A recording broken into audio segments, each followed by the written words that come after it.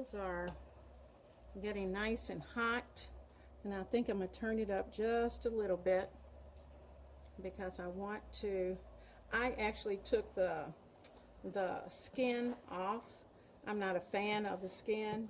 I know Cracker Barrel, when they fix theirs, they do keep their skin on. And these are Granny Smith apples, but I just find the skin to be a little tough.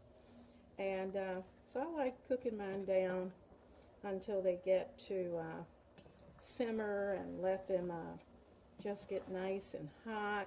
Almost like an apple pie, where the apples are soft and delicious. So this is going to be a pan, basically, of apple pie filling. That's what I always think of with fried apples.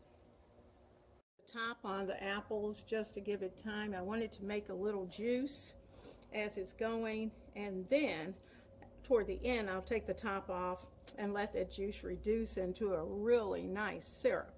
I still have the heat pretty high, but man, I'm telling you, it smells like an apple pie baking right here in this pot, in this pan. That the apples have cooked down, and I'm going to get a fork and taste them to see if what seasonings need to be added. I don't think it will need, really, I don't think it's going to need much of anything. I'm going to turn the heat down on it just a little bit and let them continue to simmer, but they're nice and soft, and really, other than just checking the seasoning, they're really ready. Woo. Oh, that tastes good.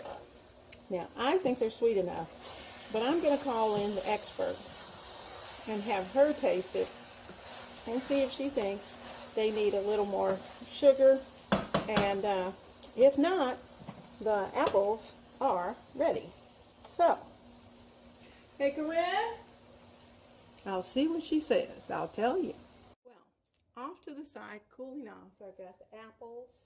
I'm going to cover those, and they will just sit in the oven while we're at the pool. I have the macaroni for the stovetop mac all prepared. That needs to cool before I can put it into the refrigerator. I am about to start the pork chops. I have in my bowl here black pepper, onion powder here at the top, paprika, garlic powder, and Himalayan pink salt. And I'm going to mix my flour. Then I'm going to start adding my pork chops. I've got my oil heating, and once it's ready, then I'm going to start frying those pork chops. Since everything's finished, I'm just going to do it right here, and you'll be able to, I don't think I need to take you through that. I've done pork chops before, so you'll see me get started. I'm getting ready. The skillet's nice and hot. I'm going to add some oil to it. The pork chops, I've got all the seasonings. I'm going to mix those up, and I've got a little bit of buttermilk that I'm going to dip the pork chops in, and then I'm going to dip it into the flour mixture, and then they'll be ready to fry up. Well, my pork chops are frying, my green beans are done, my apples are ready, my macaroni for tomorrow night's dinner is just about cool and ready to go into the refrigerator. I'm going to give these another flip, and you can see they are browning very nicely.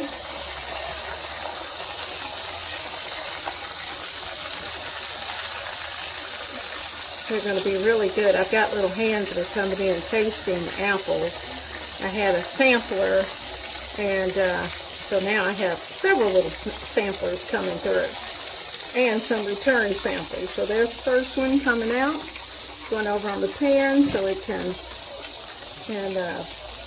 drain. Now wait on these to get ready. They're looking pretty good. I think I'm going to turn this one. I don't want them to get too brown.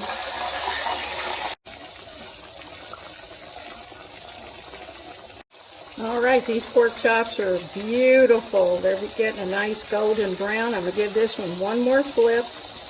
Let him simmer for just a little while longer, and these two will be just about ready to come out. And I have several more yet to go in. Tonight's dinner, the green beans are ready, the apples are ready, the pork chops are getting finished. And once this is over, we're going to be ready for the pool. So I pray that your evening is blessed with your family and in the kitchen. Take care.